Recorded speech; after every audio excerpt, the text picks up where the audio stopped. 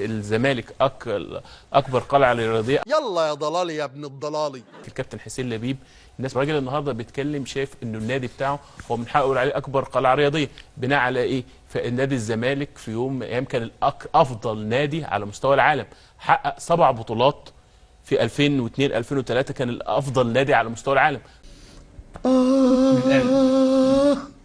يا بلدي يا ولدي يا أمي يا زوجتي يا أختي يا كتفي يا ظهري يا سندي، ألف سلامة وعافية يا بلدي. كان تخطى برشلونه كان ب6 بطولات في سنه، الزمالك كان جايب 7 بطولات في الشهر ده، جايب 7 بطولات. لا كان هم 7 بطولات وكان برشلونه 6. كانت لها حسبه يعني. لما نحسبهم لك هم كانوا 7 انا بطولات فاكر كانوا البطولات في طبعا. الشهر. هل الزمالك هو أكبر قلعة رياضية في مصر؟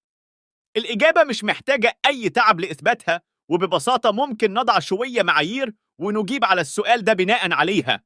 مثلا من حيث الأقدمية أو تاريخ التأسيس مش الزمالك، من ناحية عدد البطولات مش الزمالك، ومن حيث عدد الجماهير والشعبية الأكبر أكيد طبعا مش الزمالك، وكمان من حيث مساحة أرض النادي وعدد الأفرع مش الزمالك. طيب من حيث عدد الأعضاء في النادي برضه مش الزمالك. طيب من حيث عدد اللاعبات في النادي الإجابة مش الزمالك، ومن حيث عدد اللاعبين في النادي مش الزمالك، من حيث عدد المتابعين على صفحات السوشيال ميديا مش الزمالك. طيب أكبر قلعة رياضية بناء على إيه؟ عاوز واحد يفهمنا من أنهي اتجاه بالضبط؟ أنا مش شايف إلا إن الزمالك بالفعل هو أكبر قلعة، ولكن من حيث الضحك والله. تخيلوا لما نائد رياضي وصحفي المفروض إنه فاهم، يعني ده المفروض، يعني حتى لو زملكاوي، لكن لا، طالما زملكاوي فلما يجي عند الحقائق عمره ما يتكلم بموضوعية. الصحفي ده اسمه بليغ أبو عايد، ساب كل حاجة وقال أصل الزمالك خد في مرة أفضل نادي في العالم عام 2003. البيه مش عارف إن الأهلي فاز بنفس التصنيف الشهري ده مرتين، مش مرة واحدة. نعم، حصل الأهلي على لقب أفضل نادي في العالم مرتين في شهرين مختلفين. بعدها كرر الكذب مرة تانية، وهي حصول الزمالك على 7 بطولات في سنة واحدة. والحقيقة إنه مفيش أصلاً 7 بطولات لأي نادي مصري في سنة واحدة، ده بغض النظر أصلاً عن مين اللي فاز بيهم. ما بالك أساساً إن عام 2003 بالتحديد الأهلي هو اللي فاز بكاس مصر، وطبعاً غني عن التعريف إن الماتش الودي اللي بيسموه كاس سوبر مصري سعودي ده مجرد ماتش ودي وملوش أي اعتبار. فسؤالين هنا لمشجعي الزمالك: السنة عندكم كام يوم بالظبط؟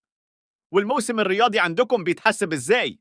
نرجع تاني لحكاية قلعة الضحك، أو هل الزمالك هو أكبر قلعة رياضية في مصر؟ ليه تحول شعار أكبر قلعة رياضية في مصر للسخرية والاستهزاء من كل صفحات السوشيال ميديا سواء الرياضية أو غير الرياضية؟ السبب ببساطة إنك لما تحب تستخدم شعار لائق لناديك مفيش قدامك غير طريقين 2 وبس. الأول إنه يكون الشعار ده تم منحه إليك من جهة رسمية. مثلا ريال مدريد أخذ لقب النادي الملكي لما ملك أسبانيا في عام 20، منحه اللقب ده رسميا، ومن هنا تحول اسم النادي من مدريد إلى ريال مدريد، وبالتالي أصبح شعاره النادي الملكي، وأصبح من حقه يسمي نفسه باللقب ده رغم غضب مشجعي الأندية التانية في أسبانيا.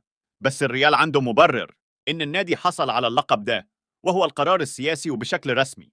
وعندنا هنا في مصر لما تم اختيار النادي الأهلي كنادي القرن في أفريقيا بسبب إنجازاته على مدار القرن العشرين، أصبح شعار نادي القرن واقع مملوك للأهلي وله صفة رسمية، وهي إن الاتحاد الأفريقي هو اللي منحها للنادي الأهلي. الطريقة الثانية إن يكون الشعار ده واقعي ويوضح حقيقة يعيشها النادي فعلا وليس شعارا جماهيريا. أما في الزمالك فالنادي ده بيخترع لنا طرق عجيبة يمنح بها الألقاب لنفسه بنفسه، مرة باليفط ومرة بالكلام اللي عاوزين يفرضوه بالتدليس، وحتى مش بتكون شعارات منطقية ولا فيها أي شيء واقعي أصلا. مثلا شعارات زي النادي الأكثر تتويجا بالألقاب والنادي الأكثر بطولات قاريا، دي شعارات بغض النظر عن إنها شعارات كاذبة فهي لا تعتبر شعار، لأنها ممكن تتغير من نادي إلى آخر من وقت لوقت بسبب التغير في الألقاب والفوز بالبطولات، ولو أي نادي استخدم الشعار ده في وقت ما بشكل خطأ فهيكون مصدر للسخرية من المشجعين والإعلام. في النادي الأهلي لما جماهيره استخدمت شعار أعظم نادي في الكون فدا من وجهة نظر الجمهور، وعندهم أغنية بالمعنى ده، لكن إدارة النادي بشكل رسمي يستحيل تستخدم الشعار ده لأنه عبارة عن وجهة نظر جماهيرية.